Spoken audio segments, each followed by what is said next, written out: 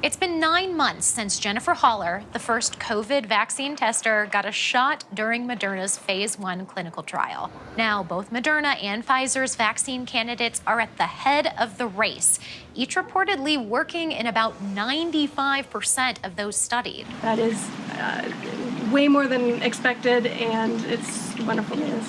Pfizer has said it plans to submit a request for FDA emergency approval in the coming days. Moderna will likely follow in a few weeks, but don't expect the FDA to greenlight any COVID vaccine quickly. Officials have said it will take at the minimum weeks. The decision will ultimately be determined by the career scientists when we get the data set. This is new for FDA, it's new for the country, new for the world, but all of the candidate vaccines will go through the same process. The application process is rolling, meaning that vaccine makers have already had to submit things like manufacturing plans and initial analysis.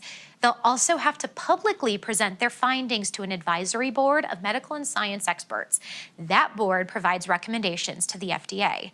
It's set to meet next in early December. What really is happening is this independent process that is looked at by people with no skin in the game, financially or otherwise.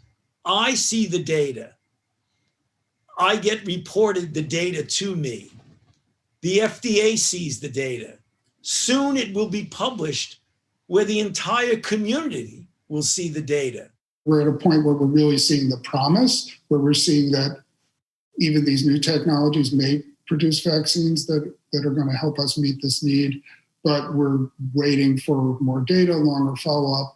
And then even as that becomes available, hopefully in the next couple of months, and for other candidates, we also have the issue of having enough vaccine to really make an impact on the pandemic.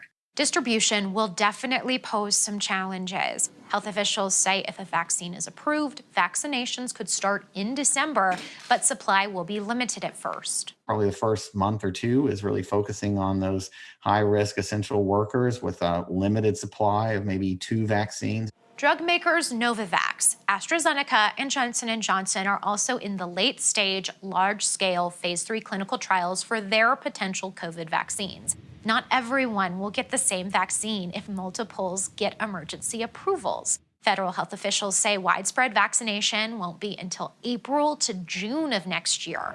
Meanwhile, during the hopeful news, health officials say the best thing we can all do is follow public health advice. Neil Browning, another one of the very first COVID vaccine human testers, put it this way.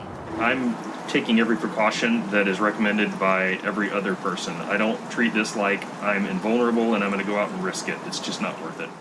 For Newsy, I'm Lindsay Thies.